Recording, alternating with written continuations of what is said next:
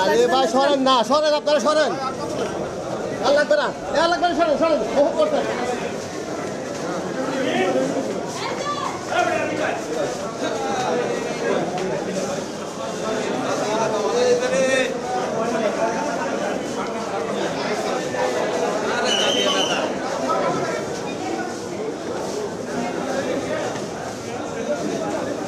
Sorry আপু।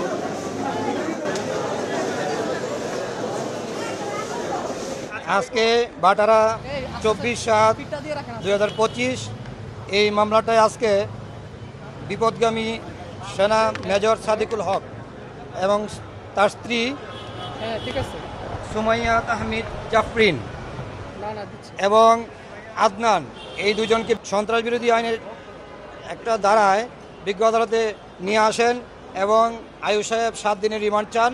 বিজ্ঞ আদালত বক্তব্য শুনেন, রাষ্ট্রপক্ষের বক্তব্য ছিলেন এবং আসামি পক্ষেও আইনজীবী ছিলেন, ওনাদের জামিন শুনানি শুনেন, রিমান্ড বাতিল আবেদন শুনে বিজ্ঞ আদালত 7 দিনের, আমরা বিজ্ঞ আদালতের 7 দিনের রিমান্ড চাই।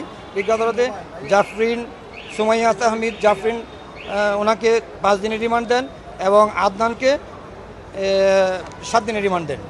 ঘটনা ঘটেছিল এই অত্র মামলায় এই সুমাইয়া তাহমিদ জাফরিন এবং আদনান ওনারা একটা, এবং ওনার হাজব্যান্ড মেজর সাদিকুল হক, সুমাইয়া আহমিদ জাফরিন ওনার বাবাও অবসরপ্রাপ্ত জাহাঙ্গীর হারুন অবসরপ্রাপ্ত মেজর ছিলেন। ওনারা সরকার বিরোধী কর্মকাণ্ড করেছিলেন, মিটিং করেছিলেন 400-500 লোক নিয়ে, ছাত্রলীগ, যুবলীগ এবং অন্যান্য। আমরা যতটুকু জানতে পেরেছি অন্য দেশের একটা এজেন্সির হিসেবে কাজ করেছেন।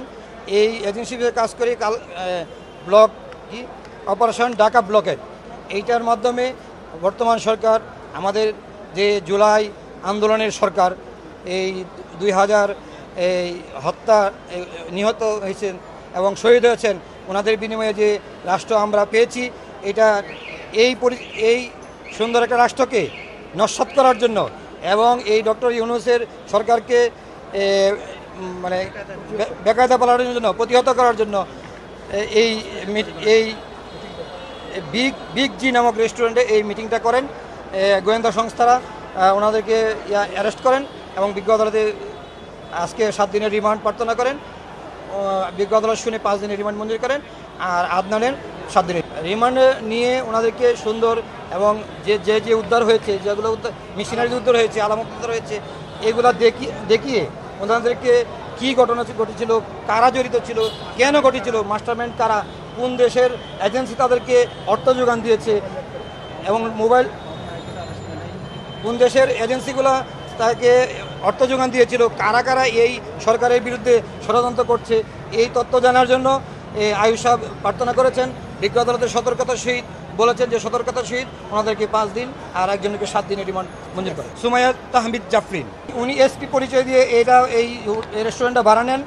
ভাড়া নিয়ে ওনার স্বামী এবং উনি আরও 400-500 লোক এখানে বসে মিটিং করেন এবং মিটিং করে তারা সিদ্ধান্ত নেন যাতে এই অপারেশন ঢাকা ব্লকেট কীভাবে করা যায় এবং এটা বাস্তবায়ন করা যায়, এই সরকার কীভাবে বেকায়দা করে।